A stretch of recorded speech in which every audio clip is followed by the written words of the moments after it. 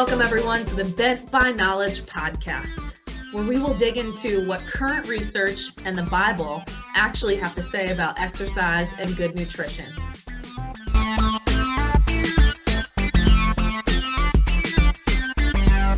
Well, welcome back. Hi, Stephanie. Hi. Today, we're going to be talking a little bit about mindset with exercise. The last time we talked about mindset with nutrition. But before we get started, can you remind everyone of your experience in the exercise world in particular? Yeah, absolutely. So I've actually been a trainer since I was 18 years old, which is a little over 6 years now. I have a bachelor's and master's in exercise physiology. So been in the industry for a little bit of time now. That's awesome. And what are you currently doing to help people improve their mindset regarding your work? Yeah, absolutely. So my major job or my practice? Let's do both. Start with your major job. So for, I guess, my 9 to 5 work, I do nutrition, exercise, physiology research for the military. So we're working with war fighters, which is awesome. And then I have on the side, I have my private practice where I do nutrition counseling and also exercise training, which is nice because those two go hand in hand together. And I love that I can do both. Yeah. And do you ever see yourself implementing what you do in practice in the studies that you have? Absolutely. Even though I work with war fighters or soldiers per se, everything we do is transferable to, in my opinion, to the general population because we're trying to help people be optimal in the field. But if you think about it, we're trying to help people live optimally in their day-to-day life. So it's similar theories and philosophies and practices. Yeah. Yeah. And I think we can probably take something away from the soldiers. They just have the mindset for that. So it's really cool stuff that you're doing research and practically. So like I said, today is going to be more mindset around exercise. We talked mindset around nutrition yesterday. And the reason that I like talking about mindset is that you can will yourself into doing anything. Like I can go into the gym and I can do a really hard workout 5 days per week, start right off the bat, but I won't be able to sustain any kind of behavior if my mindset and my heart doesn't change first. And so you have to change your mindset to get the outcome that you truly want to get and a sustainable outcome. And typically we talk about health behaviors as being sustainable behaviors. You shouldn't just go into a season and do a little bit of exercise and then not exercise and do a little bit of exercise and not exercise. And in fact, that's why we've been plagued as a society with all these problems. Part of the reason is that we go in those cycles. We go on fad diets or fad exercise routines, and we just have not mastered consistency. And I think part of the issue is mindset. So today we're going to be talking about mindset going into exercise, and it's perfectly timed with the New Year's resolution crowd because even though I'm not gung-ho about setting exercise goals for the New Year's time, I think it's a great chance for people to reset. And so reset mindset to go into exercise is pretty important to me. So what do you see are some of the top barriers to people not practicing what we would call good exercise habits or consistent exercise routines? Yeah, absolutely. And I think you've already touched on it a little bit, is that we go too hard too fast. I mean, we have this intense exercise plan. We are going to do it 5-6 days a week. And that is just may not be sustainable for everybody.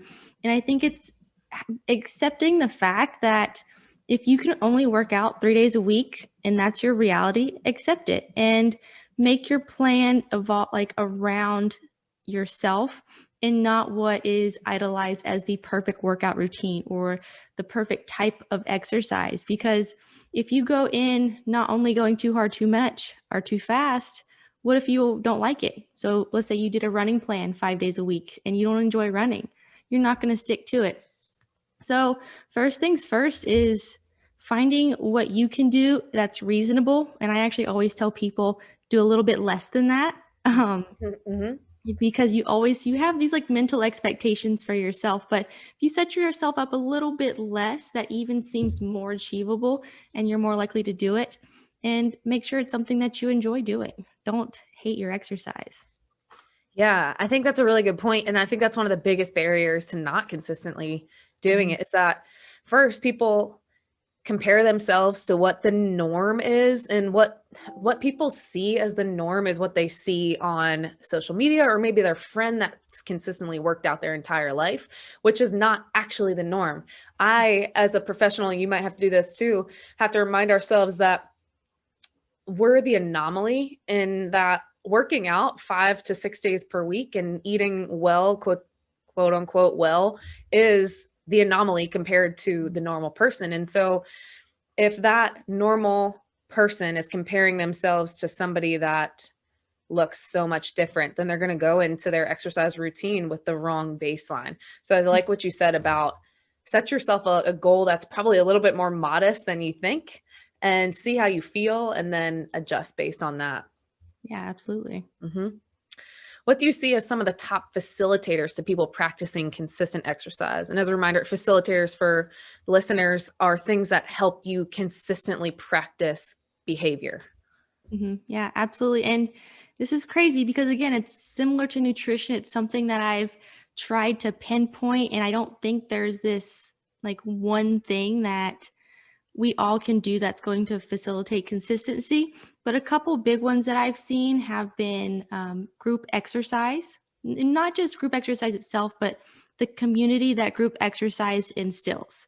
So, for example, the community for a triathlete club, those guys, they will work out with each other 3 to 4 days per week. They compete with each other, and they build the best friendships because of this community. And I have people tell me, like, I only ride my bike 100 miles on Saturday because all my friends are doing it. And I'm sure everyone's feeling the same. I know you work at Orange Theory. There's probably like a family over there. People love coming and seeing their friends, people doing the same thing that they're doing. So I think community for some people is absolutely required. And if you can find it, absolutely hold on to it because having that community is so powerful. Another type of person I've seen is someone that just does it. There are some people that can just grind it, and those are going to be probably a lot less of the population. Those are going to be your more competitive people that like pick up a sport such as running and are great at running and can run a marathon sub 4 on their first try. You know, you have some of those people that are anomalies like that, and they just keep it going. And then there's that third person who accepts that it's going to benefit them in the long run. They accept the fact that if they move today and the next day and every day after that, their life is just going to be fulfilled so much more. And so when you can accept that doing something consistently, such as exercise, is going to benefit you in the long term, and you do it and you just make yourself do it, it's a different ball game. And I know getting started, that can be hard to grasp or understand because you're like, this class is an hour long, or I don't want to do this. But there comes a point when you've done it so long that it's something that you just do. And those are the people that can stick through that hard sticking point of creating that habit, but then also making it a non negotiable for themselves. So I know that was a little bit of different things, but these are the three common people that I have found while working with people. Yeah, yeah. And what I see generally in fitness, speaking about barriers and facilitators, I feel like barriers oftentimes are things that you manufacture yourself. Some things are out of your control, like cost and things like that. But a lot of these barriers are things that you manufacture yourself. Like maybe you already have this preconceived notion that you don't like exercise. So Mm-hmm. you have this negative affect, AFFECT, negative affect toward exercise. My feelings toward exercise are bad because I'm already putting that in my head. So barriers, things that prevent you from exercise are things that you manufacture oftentimes, not exclusively. And then facilitators, the things that make you feel good and drive you toward exercising, I feel like in most cases are outward feeling. So, like you were saying, group fitness is huge. So, I can do it with other people and I can feel good in a group setting. And in fact, I did my Orange Theory workout this morning. I worked out next to a mom and her 2 daughters. And it was the coolest thing. Like they were doing it as this little family. The mom didn't look like a lick of athletic, but she was there with her two daughters just crushing it, getting a workout in, and they did it as a little community. And so they're doing it together. And then another thing is that you feel good. There's like this euphoric feeling. And when you feel good, you act better and everything else outwardly is impacted. Mm-hmm. Um, and you could probably speak to that too. It's like sometimes you go through the workout and you're just trudging through, but then when you're done, you're like, oh gosh, what a relief. Like there's this euphoric feeling. It feels so good when you get it done. And I wish that more people would understand how that feels, because they would just go out and go for a 45-minute walk, not even thinking about it, because it feels so good when you're done. It does. Those workouts where you dread going inside are probably your best workouts. Yeah. Yeah. Seriously. Seriously. And then you're done. You're like, what did I complain for? Mm-hmm. But then the last thing you said, where it benefits you, the person, in the long term, is another way where facilitators are outwardly affecting other people or your own life. So it's like long term, I'm going to have an increase in longevity, or how long I'm going to live. I'm going to be able to live longer and see my grandkids and things like that. And so it is interesting to think of how we set up barriers and facilitators, and how we need to think about it to adjust it, because everybody has a facilitator to exercise. In fact, I see the biggest facilitators that I see are people like how it makes them look, which is a given, right? People like that. It makes them look better. I look better in clothing and all that stuff. And I do see the group fitness thing is a huge, huge thing. Um, we have studies going on in my research center where women are able to bring a workout buddy. And the workout buddy, we don't really test them on any research level. We don't measure anything with them, but they can come and support the person in the study and work out with them. So that's a huge thing. But I like thinking about barriers and facilitators, because you can really, like with you in a practical setting, you can really tackle some of these barriers and facilitators and leverage them to help them improve their fitness or their nutrition or whatever you're working on.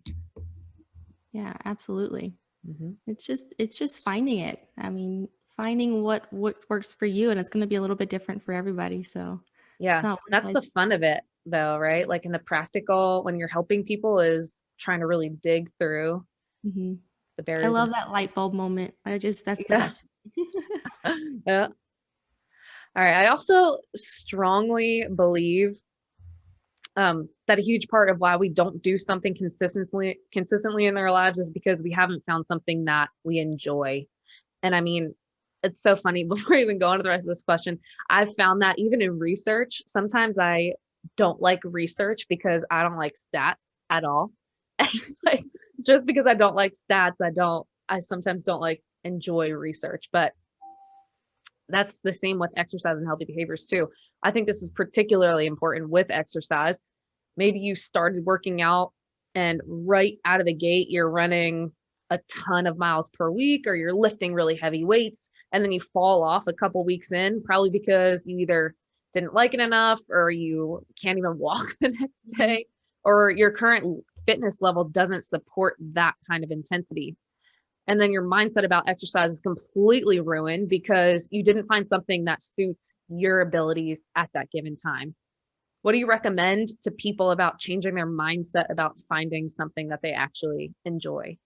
Yeah, absolutely. And I think you hit it, I mean, perfectly, because if you start off something too hard, kind of like the loopholes we talked about last time, you're going to find a loophole and get out of your routine. So, but if we can find something that you enjoy, and not only enjoy, but that's also associated with your goals. And that's something that I ensure with my clients, because I had a client who wanted to improve his endurance, but didn't want to run.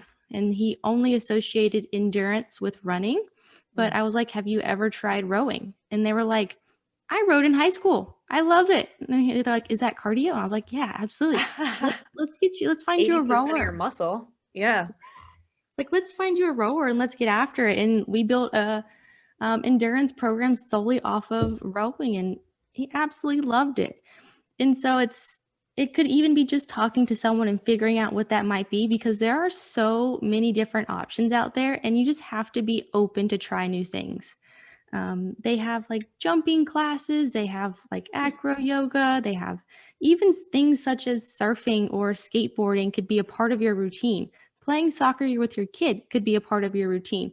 So it's not just throwing some iron in the gym is not the only way to exercise. And I know that's standard, and exercise is going to, or strength training specifically, is going to build muscle. But if you don't enjoy it, then find something that you enjoy. Mhm.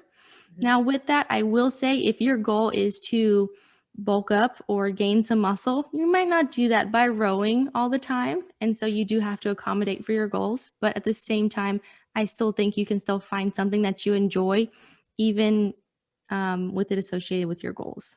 Yeah, yeah. I think that's really good.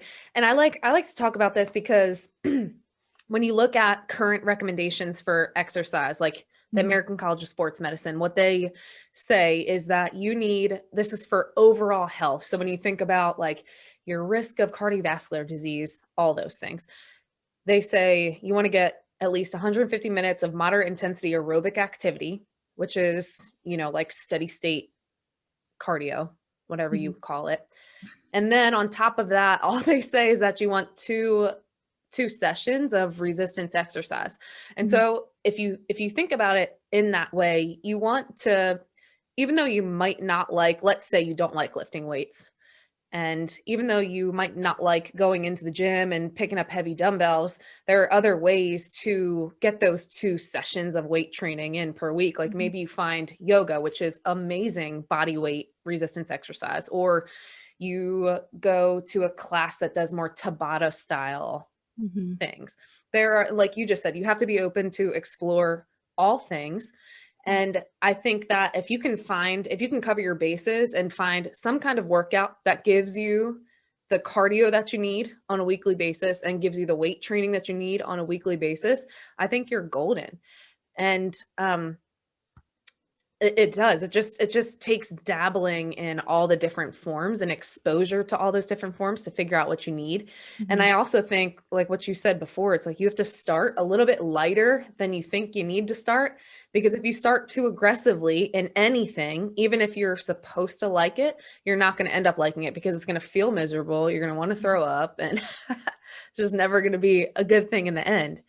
Right. And and you know what, too, when you were talking in the beginning, I was thinking sometimes you do have to play to your body type.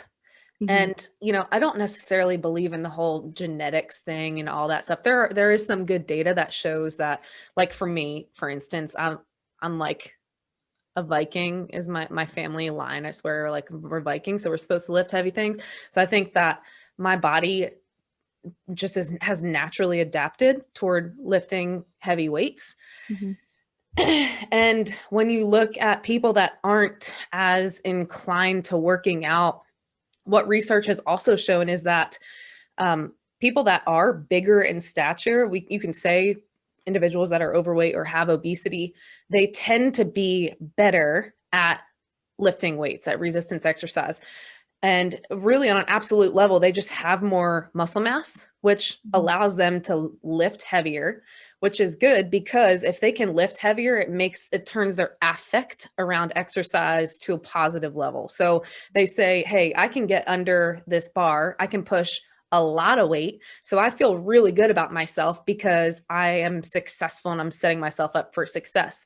And in a lot of these studies, they've taken these overweight or obese individuals, weight trained them, and they've seen better results from weight training than throwing them into the fire, the cardio fire, and trying to lose weight that way. So it is working around your body type. If you're born a big kid, you might you might just be better at power sports or power lifting or Mhm. things like that. If you were born a smaller kid and your parents were runners, you might really excel at running and things like that. I love So, that. I guess I yeah. never thought about it that way. If you're good at something, you're going to do it again because lifting a heavy weight is almost like it's a successful event. And if you let's say you lift the benchmark of 135 because that's 245 on each side, I mean, you feel great about that. And then Uh-huh. you go to 200 pounds, that's another milestone. And it's if you're good at it and you can hit those milestones consistently and train, you're going to keep doing it because you love it and you enjoy it. It's a really great point. It is. And then at the same time too, if you go into something else, like for instance, the overweight and obese individuals that I was talking about, those studies, they showed too that if you throw them into the cardio fire, they struggle with things like orthopedic issues. Yeah. So they're going to be less likely to continue that behavior because it literally physically hurts them, and not at a my muscles are sore level. It's like my joints are dying. So Hmm. what you were saying about your client, you were stuck him on a rower. I'm like, that is absolutely perfect because it's amazing cardio. It's a huge metabolic burner because you're using a huge proportion of your muscle mass. And it's also unweighted. So you're not getting that pounding on your joints and things like that. So I think it's great. And I think it's really good to keep in mind for if you're trying to start a fitness journey, or if you are a person that works with individuals and trying to get them to exercise, it's really important to consider. Hmm. Well, I also find that the why around your exercise is incredibly important. I know we talked about this with nutrition. Oftentimes we don't consistently work out because our motivation to initially work out is completely revolved around ourselves, right? So it's like, I want to lose weight for me. I want to look better for me. I want to get rid of stress for me. And although I think those reasons are completely valid in some cases, I firmly believe that consistent behavioral change will never happen unless your heart changes. And for me as a believer, as a Christian, we're called to love God first and then other people next. So if I'm not convicted to make any kind of change for the purpose of improving God's kingdom, or if I'm not convicted to make behavioral change to impact the people around me, I will never be consistent. For instance, if I'm exercising to lose weight, but my weight loss is going to improve the relationship between myself and my husband to honor God, then it'll be much more sustainable. Or if I'm exercising to reduce my anxiety or stress to be a better parent, let's say, to honor God's kingdom and what He's given to me, my family He's given to me, then it'll be much more sustainable. So, can you tell us what you think about not being so self centric in setting our mindset about exercise? Yeah, absolutely. And it's a big turn of events when we have that epiphany or that light bulb moment when we realize this is more than just ourselves. And I will say, when a client first comes to me, I'm not going to tell them, oh no, you can't have that goal for yourself because it's not there's nothing else to it. It's not more than you. Starting with for yourself, I think, is a great starting point because it gets you going, it gets you into wanting to do something for yourself, which is always beneficial. But then it's that self awareness aspect that I like my clients to have. So when when they're working out consistently, they, been running or they've been weightlifting, whatever it may be, it's every once in a while taking the time to ask yourself some questions like, how is your work performance doing since you started exercise? How are your stress levels? How is your mental state? And then taking it a step further, what have you been able to do that you weren't able to do? Can you carry more groceries inside? Can you climb a ladder and grab the bowl at the top shelf? Whatever it may be, it's being self aware of what's actually happening when you're starting an exercise routine. Because when you can have those little moments and realize what's going on, being present and realizing what's going on in those single moments, it'll help it stick forever. If Mhm. you get down on the floor. One thing I practice with a lot of my older clients is actually getting up and down off the floor. We have a variety of different exercises. And I had this one client and she said, I got down on the floor and I didn't even think about it. I didn't even realize I was on the floor with my grandchild, and I got up and it was easy. I didn't have to grab on the table. I didn't have to use my knees, those types of things. So it's just being self-aware what is actually happening when you start these changes, just like nutrition, being self-aware of how the food makes you feel, being aware of how your mood is, and it's all related. And so I think just being self-aware and actually identifying it is when it can really hit home for a lot of people. Yeah, yeah, for sure. And I like what you said because I do think when you make any change in your health overall, it does always start with you. Like you don't do everything for anybody else because at that in that case it wouldn't be sustainable either. So you do have to do it for you to an extent, but keeping other people in mind and the outward effect of it is also going to be good. I've been tossing with this in my own spiritual journey because I was just reading Psalms, and in one of the Psalms, King David was saying, um, he saw all these people that weren't believers. They were like the heathens that were still successful. They didn't love God. They didn't really love others, but what they were doing made them wealthy and all of this stuff and prosperous. And he had to check himself because even though they did that and they were successful, they didn't have the heart around it to positively impact what we would call God's kingdom or the people that God set us up with. And so, and on a fitness level and a fitness journey level, I think it's hard because you do see people that, like, let's say bodybuilders. I'm not going to say this exclusively. This isn't like an all-encompassing statement, but a lot of bodybuilders, and you've probably seen this in the gyms too, is that they work out exclusively for themselves. They're so self-centric, but what they're doing is super effective. Their body composition is ridiculous. They look great and all that stuff. But what we see is the external. We don't see the internal. And we also do not see, and I don't know that it's even present, that what they're doing is helping other people. And so what I'm trying to get at is the heart of the issue is really important. So if I can say that I'm on this exercise journey and I'm helping myself get healthy, which is in turn helping the people in my family get healthy. Like, let's say my children see me working out. So now they think that, and they know that working out is a normal part of health, and I'm instilling those behaviors in them, then it's good. And so going into it, like you said, with the initial motivation of I'm helping myself is good, but making sure you check your heart to make sure that you're also helping other people around you is sort of like an after effect and an even better effect of it. You got to think of it. You are the foundation to who you surround yourself with. So Mhm. helping yourself first is going to take priority, but then there's a point in time where you can't make your foundation any stronger. You can't build a house unless you have those supporting beams and whoever's around you. And like you use the example of the bodybuilders, I've heard many stories of bodybuilders that won the Olympia, or even athletes that just won a big race or anything like that. And at the end of it, they felt alone. They said they had all Mm. these people cheering them on, and then they completed this goal or this race or this overreaching goal. And once they reached it, they were alone.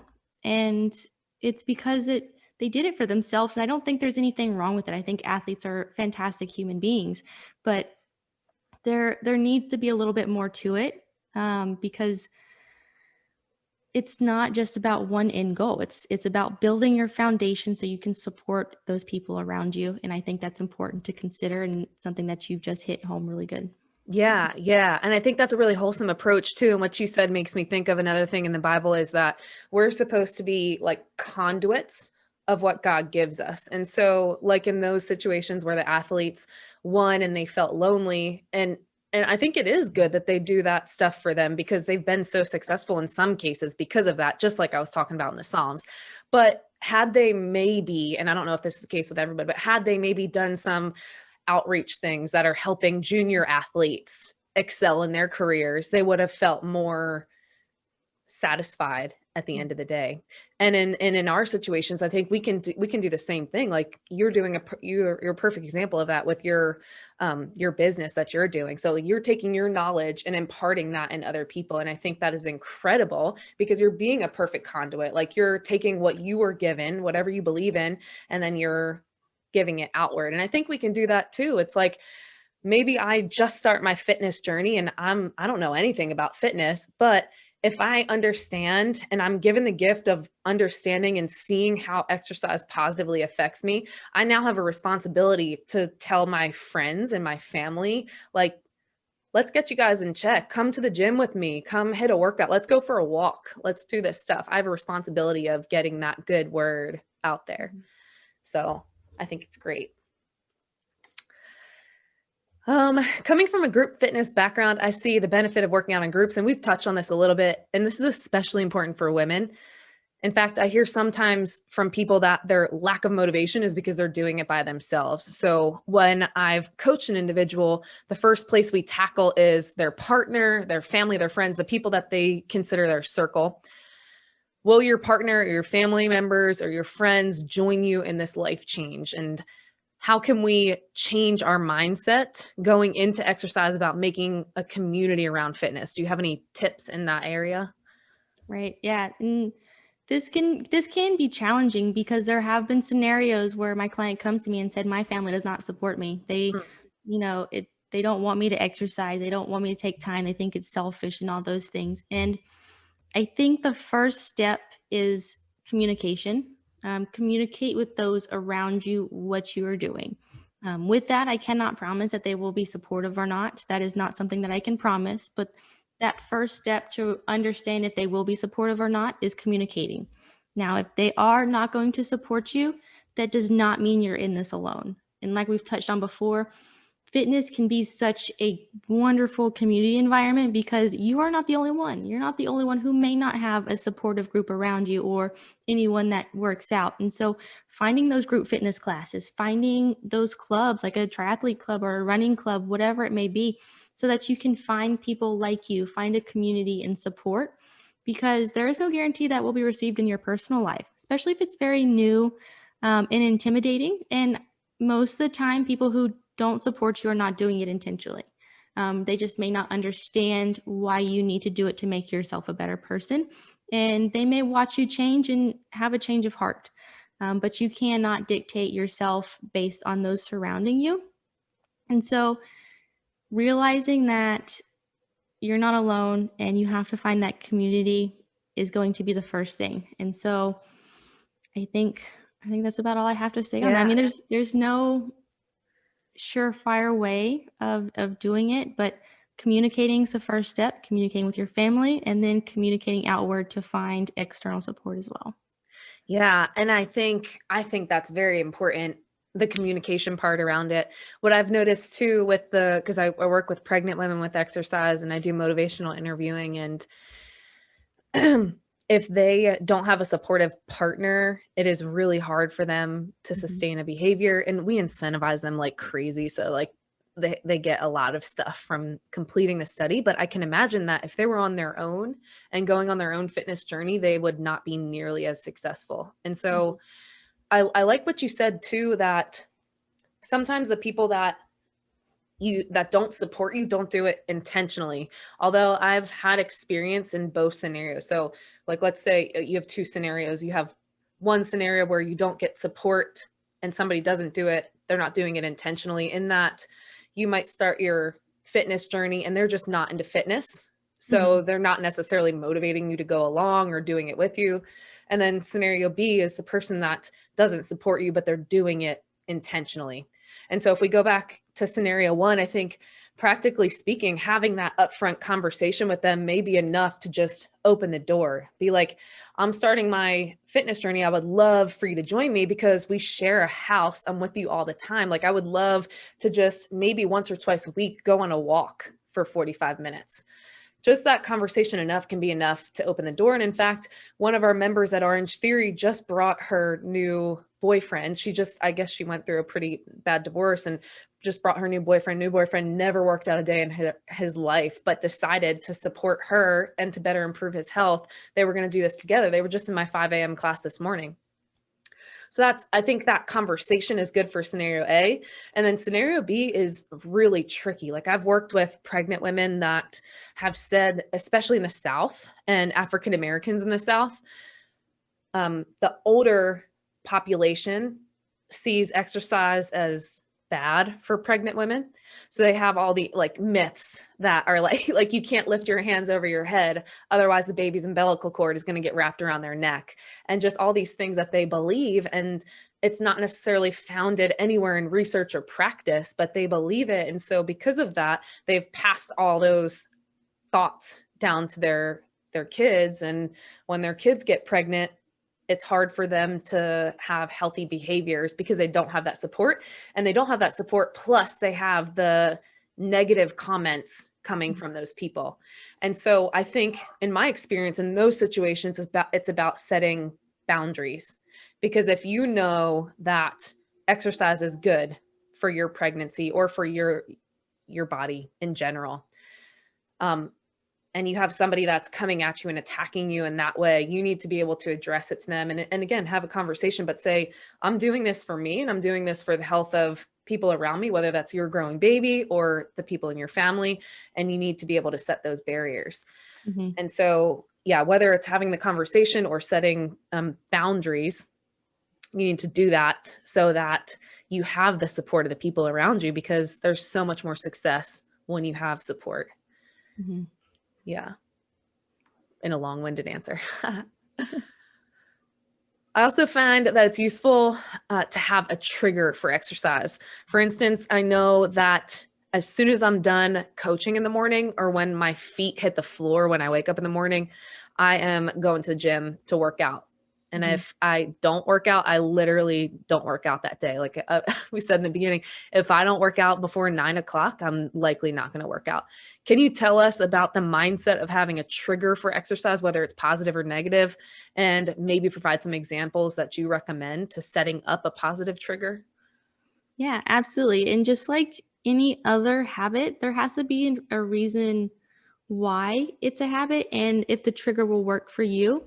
And so this has become tricky, especially now with a change in environment with the virus and everything like that. Because, for example, I know a lot of people, especially moms at the gym I used to work at, they would drop their kids off at school and that was their trigger because they would go straight to the gym. I Mm, mean, that was non-negotiable. Now they're at home, their kids are doing online learning. So they don't have that trigger. And now they're frustrated because they're like, I was so consistent. Why don't I have, that same motivation or that same drive to actually complete the workout? And it's just finding something that's in your schedule that works for you. And it's something that typically has worked for you in the past. I know for some people, it's music. Having mm, just that, putting that headphones and whether it's some sort of like rock punk music or some screamo music, or maybe you just like some nice lullabies and symphony music, whatever it may be. Sometimes that music puts you in a different headspace and you know you're immediately going to work out once you put those headphones in. Or it can even be some sort of visual cue. I had a client who we wanted her to go on just walks, just a daily walk because she was sedentary, she working from home and everything like that. And she's like, I should walk my dog, but instead I see the leash, but I just let him out the back door in the backyard. Like why can't I go for a walk? And I said, well, let's try something different. And I know for her breakfast, we have to have something visible on the counter. If not, she'll skip her breakfast. So mm. what we did is we put the dog leash on her work table. So when she got ready for work and everything, before she actually sat down for her work, she actually took her dog for a walk because we made that leash somewhere visible, but also kind of in the way where she knew she had to work out. This could be the same thing with drinking pre workout. Some people chug that pre workout, whether it's a placebo effect or not. They Yeah, that go, was me. it is for some Same. people because we know that caffeine takes what 20-30 minutes to be effective, but as soon as you drink that pre-workout you're pumped and ready to go. Right.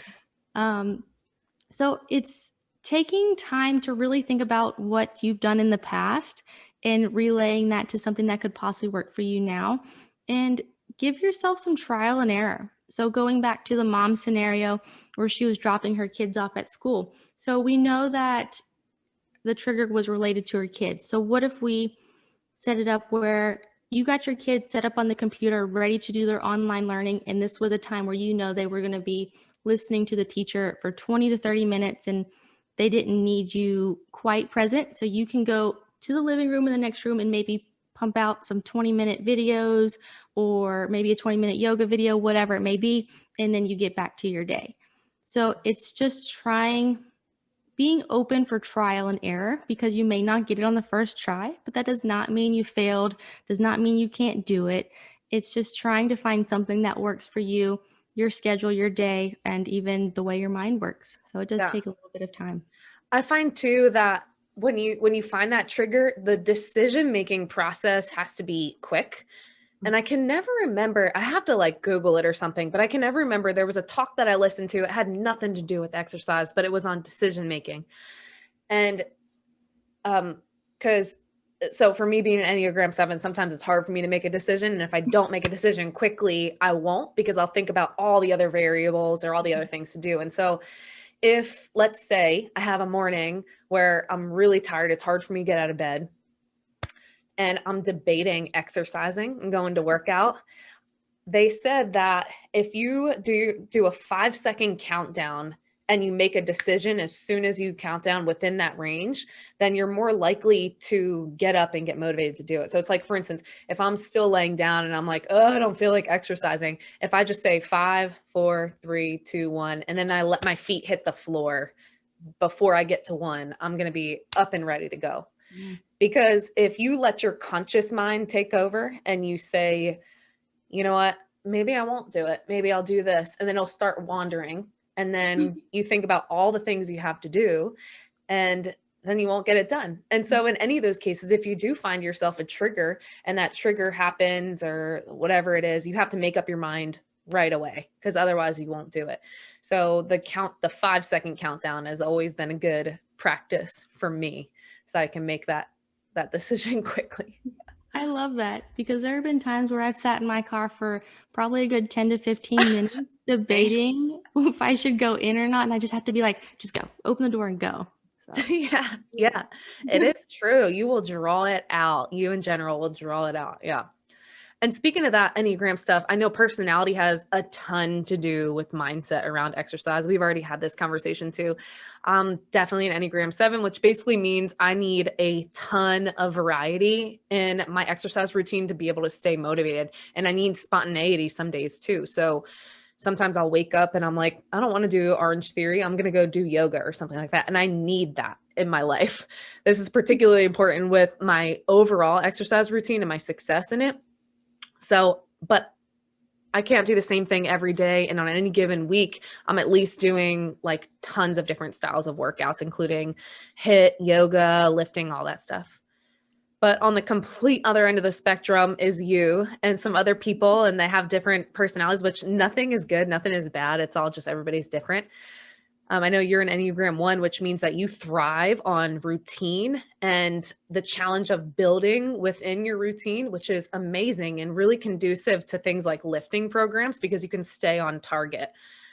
Can you talk about mindset related to personality traits and how we can maybe figure out our personality trait and then adapt our routine to base to around that?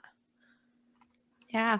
So yeah, like you said, I'm an Enneagram 7, and I plan my week in advance, and I put the time and exactly like my workout that I'm doing, and I stick to it. Like if that like veers off path, I have like, I don't know what I'm gonna do, and I end up not doing it because it's not what I planned. So it's so funny that I am the complete opposite. I like my routine. And so when it comes to finding like what works for you based off of your personality, it's first of all knowing what your personality is. So take a look at what you do day to day. Like, are you a spontaneous person? Do you need to have a plan? Do you need it written down? Do you like to have someone else tell you what to do in your workout, or do you like to do your own workout? It's asking yourself questions about what you've done in your daily life, what you've done in the past, to figure out who you are as a person. Because for me, I follow a very linear routine strength training program, the same one for anywhere for 3 to 4 months, and then I make myself change it because I know I need to work somewhere else. But I would keep that routine if I wanted to. And same thing with other people. It's finding what works for you. You like spontaneity. You like to do a variety of different things: HIIT, yoga, lifting, Orange Theory, and you've determined that's worked for you. Because have you ever tried to stick to like one strength training program for months? No, I last like 3 days. Yeah, right. It's so bad. Yeah. And so if you didn't know any better and you last 3 days on this workout program, you probably think to yourself, I can't do it. I feel like a failure. Right. And those thoughts start going through your head. So you have to understand and accept that just because someone does it and that's what someone does and they love it, does not mean you'll love it. Yeah. Does not mean you'll stick to it or it'll work for you. You have to find what fits you. And I think that's something that is undervalued or not explained enough, because we see these things in the media of you have to do this strength training workout routine 5 days a week, or you have to do these classes, or don't do cardio and strength training at the same time because they'll negate each other, and all those crazy things. And but in reality, for general population, I just want you to move, and finding what you love to do is the first step. So if something doesn't work for you, understand that you're not a failure, that you are a normal human being, and that you just need to find something a little bit different that works with your personality. Yeah, yeah. And I think that is so important because what's funny is I, in the past, have historically felt like a failure because I just cannot stick to a routine. And I'm like, how am I ever going to get really strong on that, on not sticking to a structured lifting program? And the thing is, I have gotten really strong not sticking to a routine because it works for me. Because I can go into a gym and I know what weights are good for me. I know what's really going to challenge me. And I go until I can't go anymore.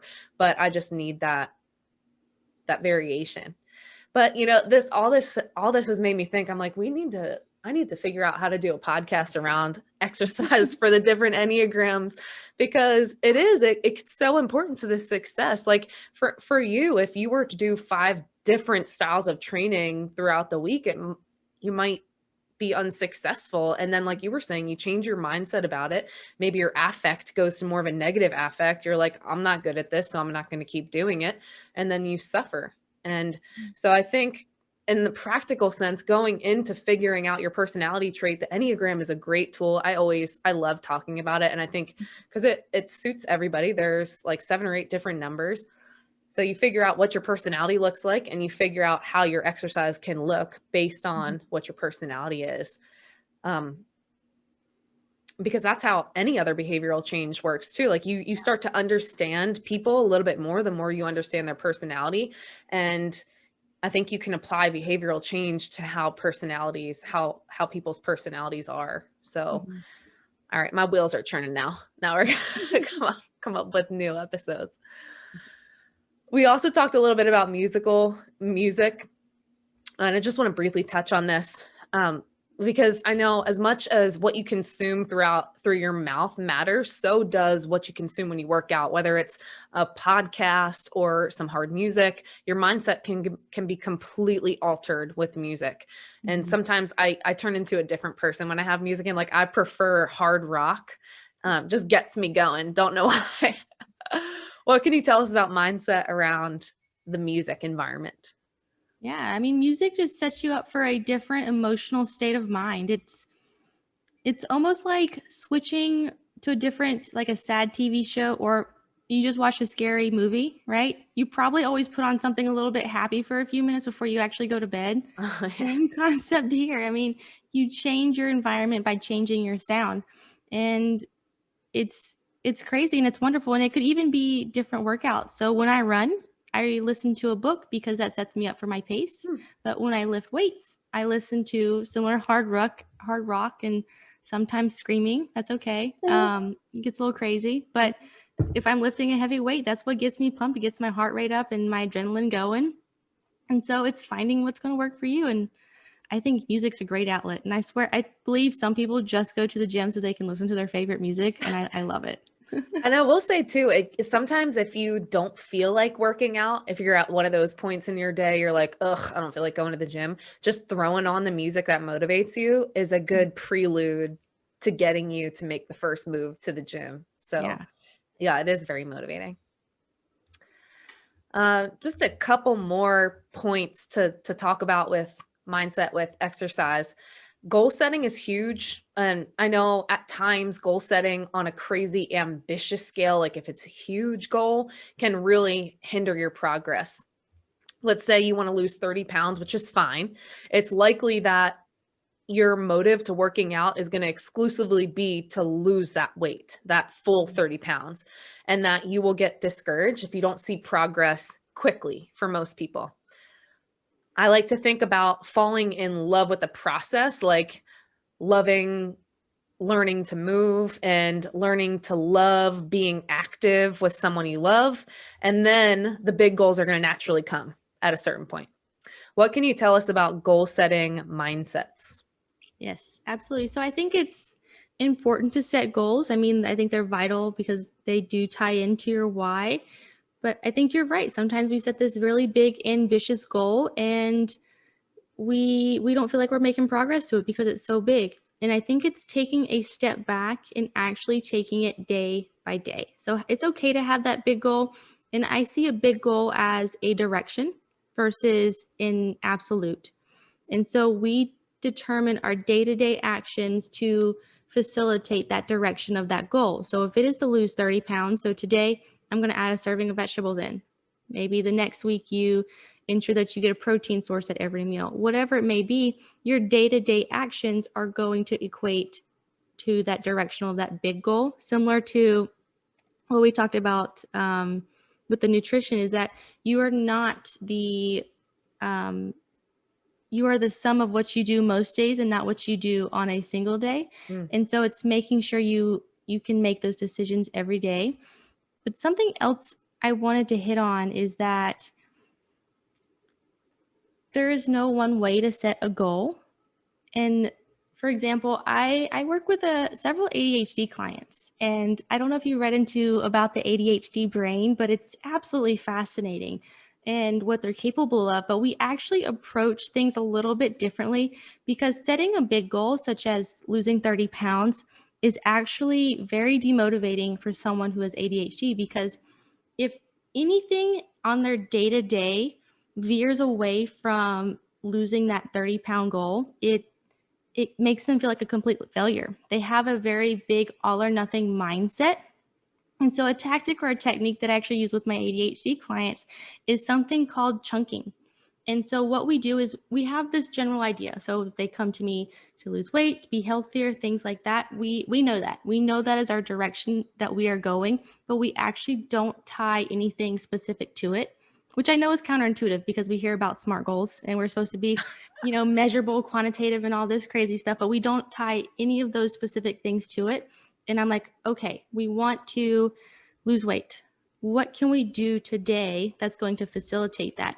And it's still got to be something that's small and manageable for them, but something that can actually make a difference on a day-to-day basis. So for example, my client now, we're just focusing on steps. We tried the walking for 30 minutes or having a scheduled workout and it wasn't working. And so we talked about it and we said, well, why don't we just have a step goal? Because that is something that you can do at any time of day. She has a very sporadic schedule and her mind is all over the place. And so she knows she can get 7,500 steps in because she loves to dance. She knows she walks around at work. She parks further away. And that got her excited. And she's already started to see small progress and feeling better, feeling good. And I know I rambled off a little bit, but I think the biggest thing is when you set goals, it's setting goals that's going to suit your personality. So you have to really know and understand yourself in order to set your goals. Because if you know you're going to get demotivated by a really big goal, don't set a big goal or just set a general direction and then determine what day to day goals or activities you can do to make sure that you hit that direction. So, Yeah, yeah, and I think that works for me too. Maybe I have ADHD, I don't know. But the more digestible, smaller scale goals, I think would just work overall for a lot mhm. of people because and that's normal goal setting. It's like you have the macro goal and then you have the micro goals within the macro goal. But you're so much more satisfied when you meet the smaller goals because they happen so much more so regularly. So that is a really good point. I like that. And lastly, my personal favorite question in fitness. I'm definitely a bigger girl in the fitness world, and sometimes I'm self-conscious about thinking about body image because sometimes I think that body image has more to do with fitness than it actually does. But on the other hand, I get so many comments from women in particular about how they're comfortable approaching me to ask me about fitness and nutrition because I guess I don't look like a GI Joe or a fitness model. So it's a feel good win for me. And honestly, one of my biggest goals, which is to be approachable. Can you talk about your experience in the fitness world being a not small version of a fitness professional? Yes, this is a tough question because I've heard all ends of the spectrum, and I've been told I was too skinny and they didn't want to work with me because of that. I've also heard that I don't look like a registered dietitian. I've been told that I should have abs. I even had someone on social media unfollow me because I didn't have abs. And I was like, but that was weird. I was like, okay. I mean, and for me at the time, it kind of hurt me a little bit because I was like, I know what I'm talking about. And so this definitely has not been an easy experience working in the fitness world, but I think like you said, those that the people I want to work with, the people that know and want to just change their life to be healthier, they appreciate that I'm not this intimidating, like you said, GI Jane type of Uh-huh. person where they don't have like this six-pack washboard abs, and they they want to work with me because they feel like I'm normal, I guess is the word, or that I'm not this like overarching intimidating goal. So it's tough Yeah. because I mean, I'm educated. I don't know it all. I'm continuing my education, everything, but I don't think fitness should have this speculative image of a fitness model, because is that really fitness? Is that really health? Is No. is a bodybuilder really healthy? I mean, Right. that's like saying I want to be like an athlete. Athletes are amazing human beings, but are they healthy? I have met some very unhealthy athletes because they have to put their body to the extreme. And I know that's a little bit off tangent, but I guess my experience has been a little bit of both, but I have come to accept who I am and the clients I want to work with. And I know that I am qualified to help those clients. And I'm going to do Yeah. everything in my power to do so and help them live their healthiest life. So, Yeah, I think that's a good point too. I always explain it to people. Um, First off, I can lift a lot of weight and I can sprint and I can do all the physical things. So even though my stature is bigger than normal, I am perfectly capable and I'm sure you are too. But I always have to remind fitness and nutrition professionals, it's like um the best NFL coach was not necessarily the best football player. mhm. So, like for instance, Andy Reid was probably a crap football player, but he's a really good coach. And same thing with nutrition and fitness professionals. Like we are both knowledgeable in our field. Mhm. Um, and it doesn't necessarily mean that we're out there maxing out our weight at, 315-pound squat or something like that. But I think, what you said too is important. Sometimes you do meet fitness professionals that are chiseled out, and yet they're telling you to do these things where you're like, should I really be doing that? Or is this actually going to benefit me? So you do have to do your own research being a client and trying to say, what am I looking for? Am I looking for the knowledge of the professional or am I looking for what they actually look like? Yeah. So, but with that body image stuff, we're definitely going to be talking about that in our next session together on Saturday. So I'm really excited about that. But lastly, to quickly wrap up, what can listeners do today to get started with changing their mindset about exercise? Like the one thing. What do you think? That you can start today. Yeah. I know we're coming into the New Year's resolution, but you don't have to have a fancy gym membership. You don't have to do these crazy workouts. You can do something today. You can go for a walk. You can walk your dog. You can, clean out your garage if you wanted to, and that's still movement. It's finding what works for you, but just do something today. That's all I want you to do. Whether it's 5, 10 minutes, do some sort of movement today, and I guarantee you'll feel better. Yeah, that's good. Just figure out something to do. You can climb up a set of stairs. Start there. Yeah. Yeah. Well, Stephanie, it was great to talk to you again, of course. And I am looking so forward to talking to you this next episode. Um, but I want to thank you for your knowledge and for all your experience. And we'll talk to you next time. Yeah, absolutely. Thank you so much for having me. Yeah, of course.